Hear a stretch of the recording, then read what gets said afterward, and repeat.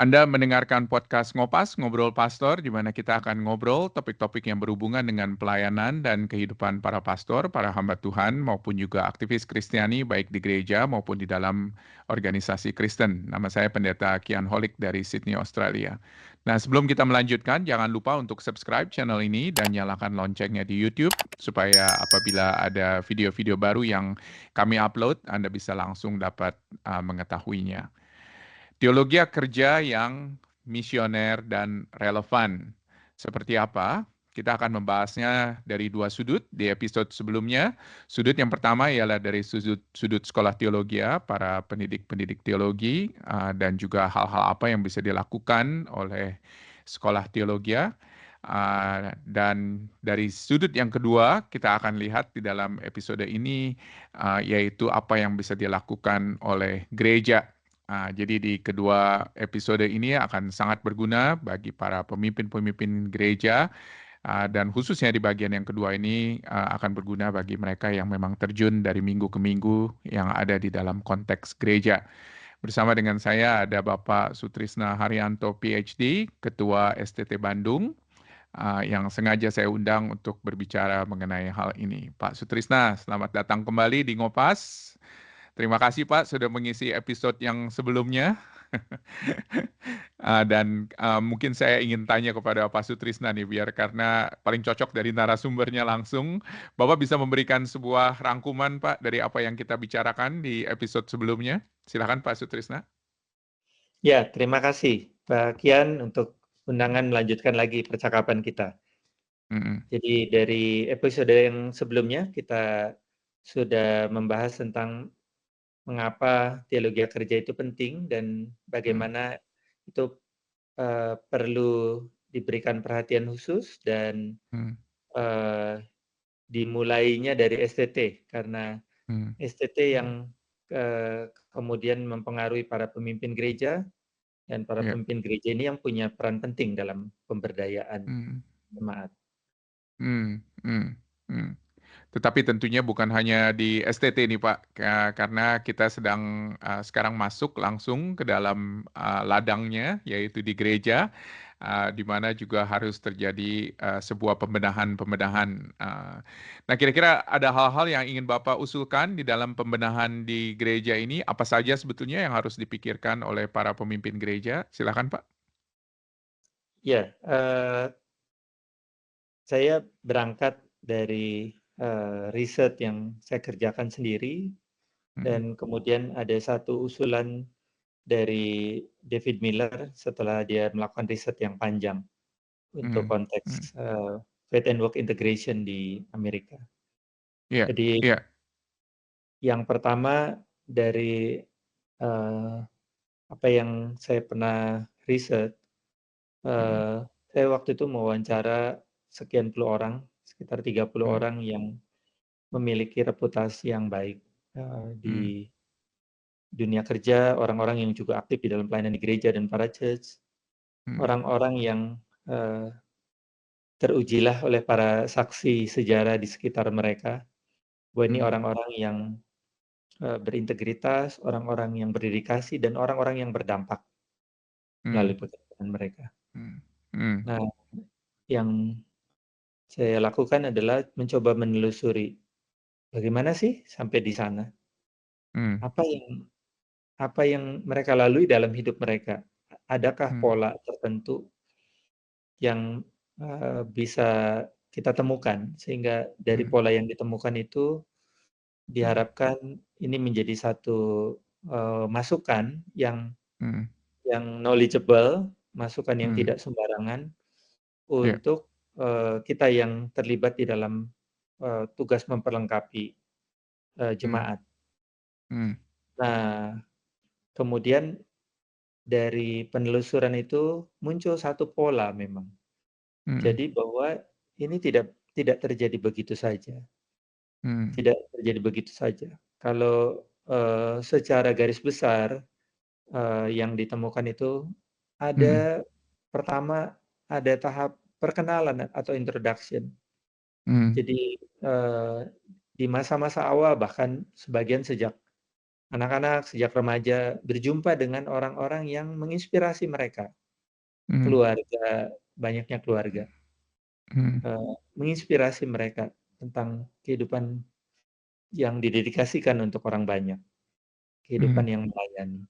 mmm, Nah, sebagian orang tidak mengalami privilege itu, mmm, sebagian orang, mengalami di waktu yang berikutnya, tapi iya, umumnya mereka mengalami masa pembentukan yang meletakkan dasar untuk mereka. mmm, Jadi mmm, dasar spiritualitas mereka, pengenalan akan Tuhan, iya, pondasi kehidupan rohani mereka, disiplin rohani mereka, mmm, kemudian, integritas dalam kehidupan mmm, sehari-hari, mmm, eee, hingga kesadaran mereka bahwa hidup mereka adalah milik Tuhan, termasuk mmm, pekerjaan mereka, masa depan mereka, itu mulai tertanam. mmm, Nah, eee, sebagian mengalami ini, banyak yang mengalami dalam masa mahasiswa. Jadi ini masa formasi yang penting. Tapi saya iya, rasa, sebagian mungkin mengalami dalam masa yang lebih awal, mungkin bisa jadi ada mmm, SMA sudah mengalami itu. mmm, Nah, tapi ini masa yang penting dan ada tahapan mmm, yang penting yang perlu dilakukan. Itu tahapan mmm, peletakan dasar. mmm, mmm, Kemudian karena, mereka mengalami pembentukannya di masa mahasiswa, maka mmm, kemudian ada satu tahapan penting, yaitu masa transisi masuk ke dunia kerja. Nah, mmm, pada diri mereka ini 5 tahun pertama ini masa yang krusial. mmm, Karena apa? Karena ada pertanyaan-pertanyaan yang baru bermunculan. Selama ini kan iya, kehidupannya di sekolah, mmm, kemudian, sekarang mulai menghadapi realita dunia kerja dengan mmm, tantangan yang beda, tantangan yang lebih besar. Nah, mereka mmm, yang mengalami masa transisi ini, mengalami mentoring yang baik, mengalami mmm, ada dukungan komunitas yang baik, umumnya mereka kemudian tertolong untuk, eee, punya fondasi yang makin kuat, mmm, memasuki mmm, perjalanan panjang, mmm, dalam kehidupan dunia kerja. mmm, mmm, Mereka yang, dalam tanda kutip "gagal" iya, mengintegrasikan kehidupan iman mereka, kemudian ya jadi split mmm, kehidupan iman mereka dengan kehidupan sehari-hari mereka. Ada yang mmm, akhirnya mmm, benar-benar, ya cuma datang ke gereja, seminggu sekali saja, atau mmm, benar-benar mmm, terpisah kehidupan di gereja dan kehidupan di dunia kerja. mmm, Nah, mmm, mmm, selanjutnya tentunya membutuhkan komunitas terus, mmm, mmm, tapi, kebutuhan komunitas itu lebih untuk mutual support, mmm, mmm, bukan bukan mmm, lagi meletakkan dasar. Ini gambaran yang ditemukan dalam diri sekitar 30 orang yang diwawancara dengan berbagai profesi, eee, mmm, dengan latar belakang usia yang beragam, mmm, mulai dari usia 30 sampai ada yang usia 60 pada mmm, waktu itu. Nah, dari mmm, situ saya melihat betul, ini prinsip yang secara umum mhm, perlu diperhatikan ketika mau menolong orang untuk mengintegrasikan kehidupan iman mereka dalam dunia kerja, mmm, bahwa mmm, ada fondasi yang perlu diletakkan dan kemudian baru bisa membangun di atasnya. mmm, mmm. Dan tentunya dari hasil penelitian Bapak, Bapak bisa melihat bahwa hasilnya berbeda-beda ya, Pak, ya? Kelihatannya ini dari orang-orang yang memiliki fondasi yang berbeda juga tentunya. Betul begitu, Pak? Betul, tetap ada Mmm, variasi di dalamnya. mmm, Hanya, mmm, mmm, saya secara tidak sengaja mewawancara iya, beberapa sampel yang kemudian akhirnya saya putuskan tidak saya masukkan ke dalam, eee, sampel riset saya adalah mereka heeh. yang tidak mengalami sama sekali peletakan fondasinya. Oh, oke. Jadi Iya, meskipun dari luar kelihatan sukses secara mhm, karir, penghasilan, tapi kelihatan tidak ada, mmm, eee, ya kehidupan imannya terpisah mmm, dari kehidupan pekerjaannya, atau bahkan mmm, ya menjalani kehidupan pekerjaannya tanpa iman lah. tanpa mmm, iman mmm, Kristen. mmm, Nah, yang seperti itu mmm, banyak, mmm, yang seperti itu mmm, banyak. mmm, Nah, yang kita perlu, eee, upayakan adalah yang kehidupan imannya bisa terintegrasi ke dalam mmm, pekerjaan mereka. Karena ketika mmm, ketika itu terjadi, maka mmm, mereka kemudian menjadi orang-orang yang impactful mmm, lewat mmm, pekerjaan mereka. Kalau bicara baik, garam dan terang itu tidak hanya, jargon, mmm, tapi mmm, orang-orang di sekitar mereka bisa mengaminkan bahwa iya, orang-orang ini bukan sekedar Kristen, mmm, KTP-nya, mmm, tapi apa yang mereka lakukan itu mmm, mencerminkan sesuatu yang berbeda. mmm, iya. Dan, Bapak tentunya dari sampel itu mempunyai banyak contoh yang berhasil, tetapi banyak contoh juga kelihatannya yang tidak berhasil ya, Pak, ya, dari hal-hal yang Contohnya Bapak yang teliti itu. contohnya yang saya pilih yang Mmm, memang yang berhasil, karena mmm, yang ingin mmm, dicari adalah, apa sih proses yang menuntun pada pembentukan orang-orang yang dianggap berhasil iya, untuk iya. menjadi garam dan terang ini. Iya, iya. Ada beberapa, eee eee, kunci Pak, kira-kira Pak, hal-hal apa saja yang membuat seseorang itu berhasil di dalam mengintegrasikan ini pada akhirnya? Mungkin, berikan kepada kami beberapa kunci begitu atau beberapa, titik di mana hal-hal yang penting? Prosesnya atau profil akhirnya, Pak? Oh, dua-duanya Pak, jadi di dalam prosesnya dan juga di dalam profil akhir. Jadi apa saja yang sebetulnya Mhm, hal yang penting yang harus dilakukan mhm. nanti juga oleh para pemimpin gereja? Kalau bicara profilnya, eee Mhm, dari 30 orang ini, yang iya, pertama orang-orang ini menghayati bahwa, mhm, eee, mereka ada di tempat mereka sekarang karena mengikuti panggilan Tuhan. Menarik, mmm, mmm, kalau kita bicara yang jadi, dosen STT, yang jadi penginjil, pendeta, itu iya, kan bicara iya, panggilan itu kan udah biasa kan. mmm, Tapi kalau ada yang, eee, jadi pengusaha, mhm, ada yang, jadi jaksa, mhm, ada yang, eee, jadi arsitek, mhm, karena meyakini, ya Tuhan Tuhan pimpin saya ke sini.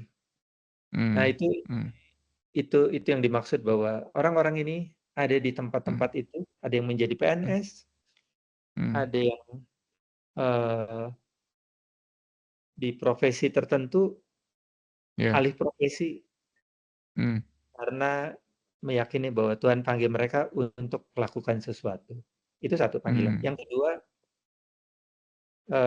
dalam berbagai profesi iya, itu mereka menghayati bahwa mereka dipanggil untuk melayani orang mmm, banyak, mhm, mhm, sedang dipanggil mhm, untuk melayani, mhm, menciptakan kehidupan, mengembangkan kehidupan. Ada satu orang yang, eee, menjadi orang kunci di developer mhm, itu, mhm, eee, mhm, merancang perumahan.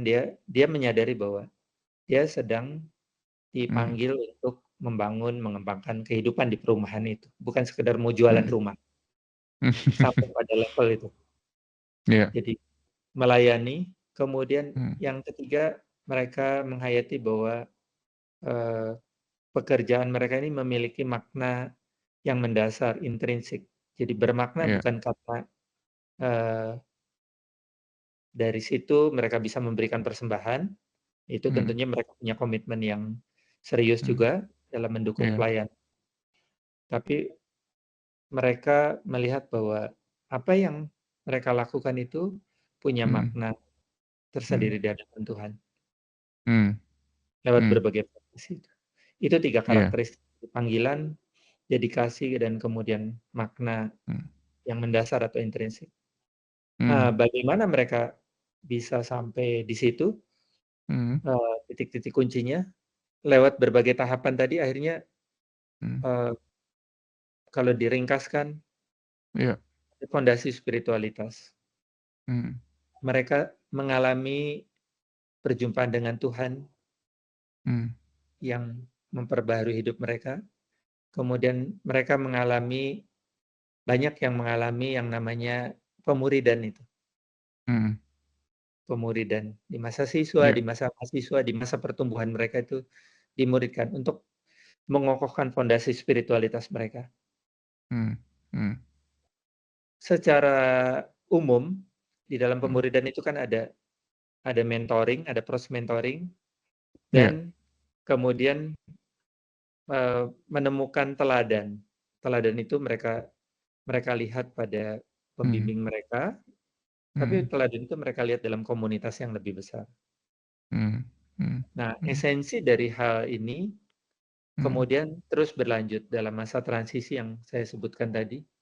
Hmm. Ketika mereka tumbuh makin dewasa, tantangan Hmm. yang berbeda, mereka tidak dimuridkan lagi seperti di masa sebelumnya, tapi Iya. mereka berjumpa dengan mentor-mentor, Hmm. orang-orang yang sudah lebih dulu di dunia kerja, atau kadang-kadang Hmm.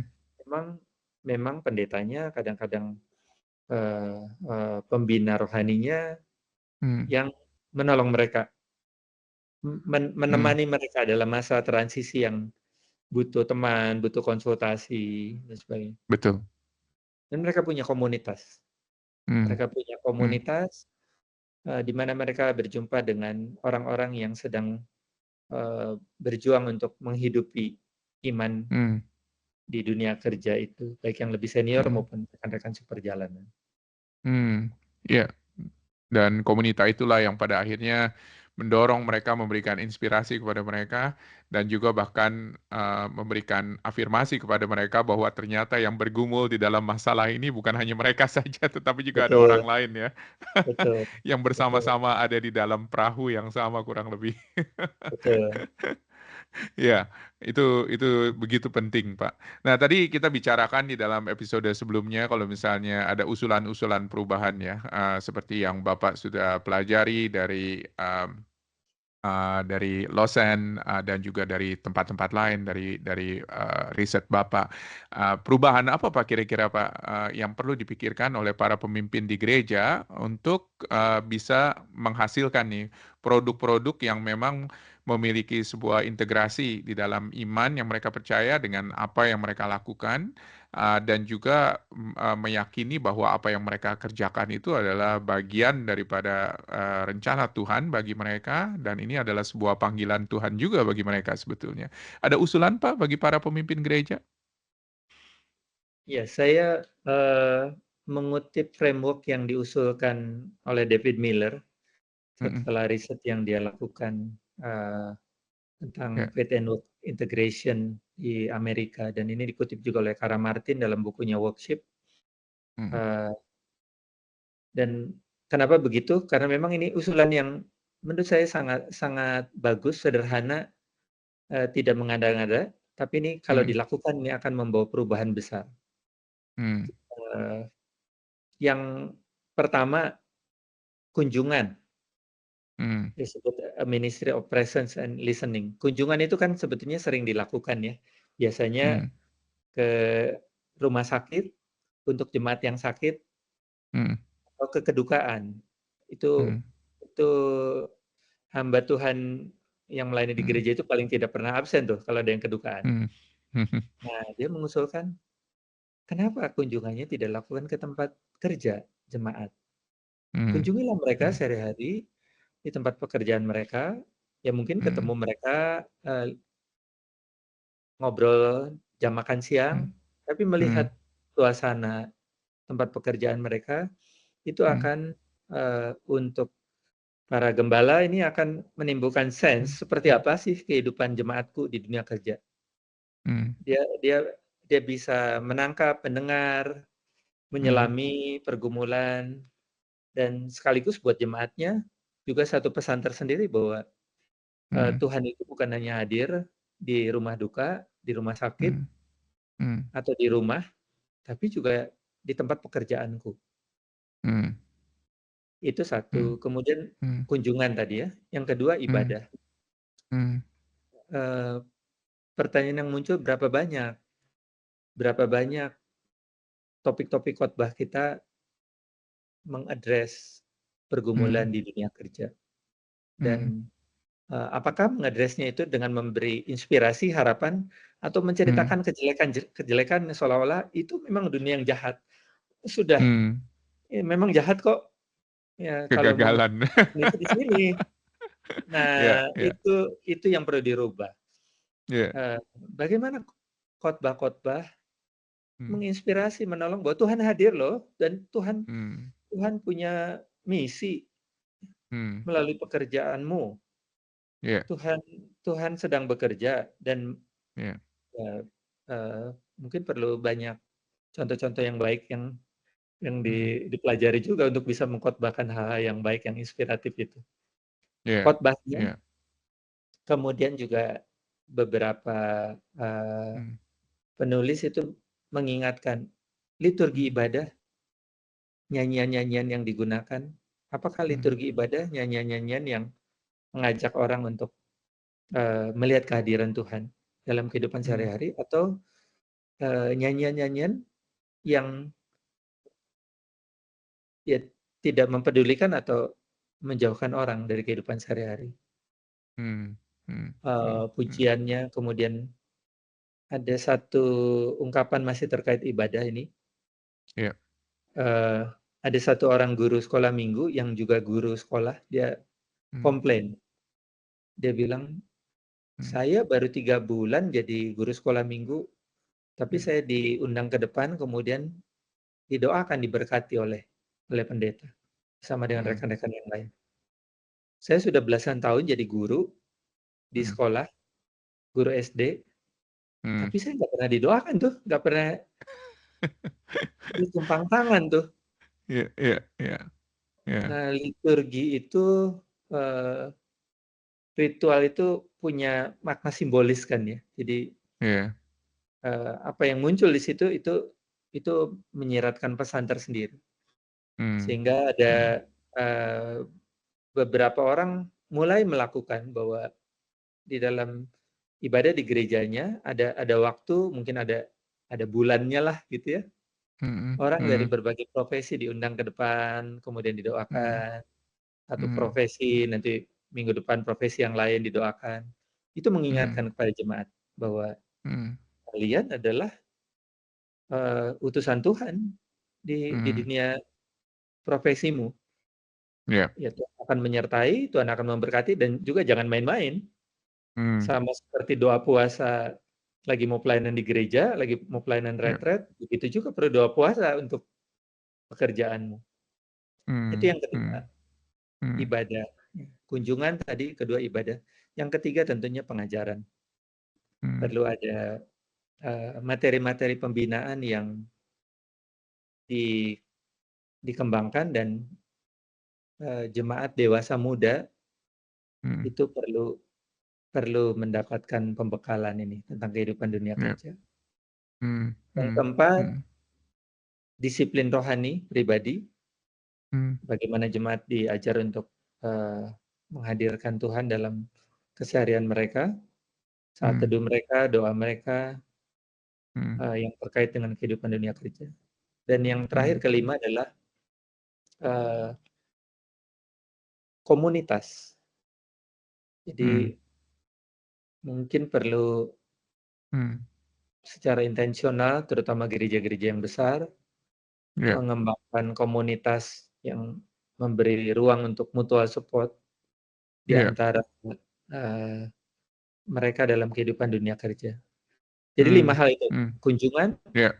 ibadah, Iya. pengajaran, disiplin Mhm. rohani, dan Mhm. komunitas. Bukan hal-hal yang baru, Mhm. folder-nya itu folder yang lama, Iya. tapi isinya perlu diarahkan untuk menolong orang, dipersiapkan dan didukung Mmm. untuk kehidupan mereka dan misi mereka di dunia kerja.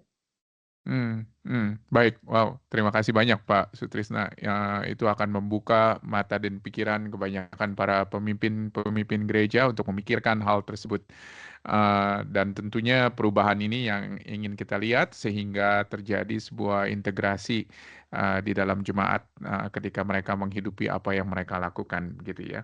Ada kira-kira cerita yang memberikan inspirasi Pak kepada Bapak begitu loh setelah mungkin ada orang-orang tertentu yang memikirkan mengenai hal ini dan melihat bahwa wah ternyata ada keberhasilan di dalam jemaatnya begitu loh setelah menerapkan beberapa hal tersebut. Apakah ada kira-kira yang memberikan dorongan kepada Bapak? Secara umum ini dilakukan di tempat-tempat yang sudah lebih dulu melakukannya, tapi Iya, saya lebih banyak melihat dampak dari sesuatu ini ketika dilakukan dalam konteks iya. STT, Hmm, hmm, di mana mereka yang ada di dunia kerja, kemudian dalam percakapan-percakapan itu, ya iya, mereka kemudian, terinspirasi dan mereka makin hmm, dikuatkan untuk kehidupan mereka dan misi hmm, mereka di dunia kerja. hmm, hmm. Dan memang cerita-cerita itu yang perlu kita angkat ya Pak ya, jadinya ya.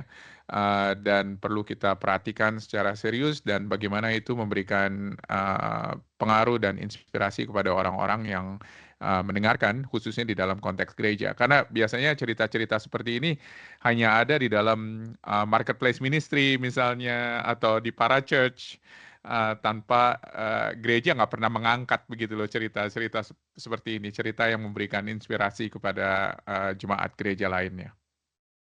Ya, jadinya mungkin itu adalah salah satu usulan juga kali yang bisa kita lakukan bersama-sama.